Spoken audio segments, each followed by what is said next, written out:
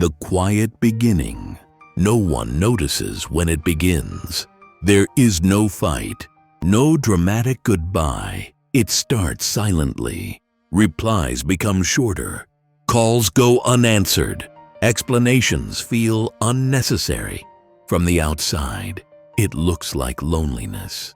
But psychology says it's something else entirely. Emotional exhaustion. Some people don't disconnect because they dislike others. They disconnect because their mind is exhausted. Exhausted from explaining feelings that are misunderstood. Exhausted from being available without being valued. Exhausted from lowering their depth just to fit conversations. These people feel deeply. They think constantly. And that intensity consumes emotional energy faster than most people realize.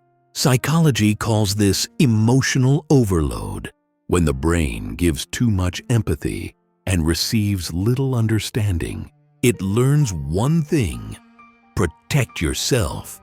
Why silence feels safe. Silence becomes a refuge. In silence, there is no pressure to perform.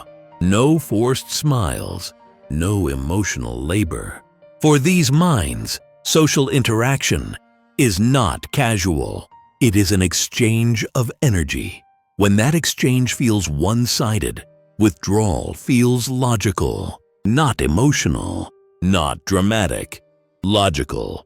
High self-awareness.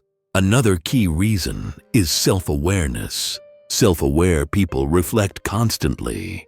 They replay conversations. They analyze reactions. They notice patterns others ignore. Over time, they reach a difficult realization. Not everyone is meant to understand them. And forcing connection without emotional alignment creates inner conflict. So they stop forcing. This doesn't make them cold. It makes them selective. Emotional independence. Psychology also links disconnection to emotional independence. Some people learn to meet their own emotional needs.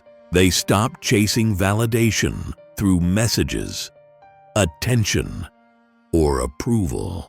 Their sense of worth becomes internal. When that happens, many social interactions lose urgency, not because people don't matter, but because peace matters more. How others misunderstand it. From the outside, people notice change. You've changed. You're so quiet now. You're distant. What they don't see is the internal growth. The person didn't become distant. They became aware. They learned that not every thought needs sharing. Not every emotion needs an audience.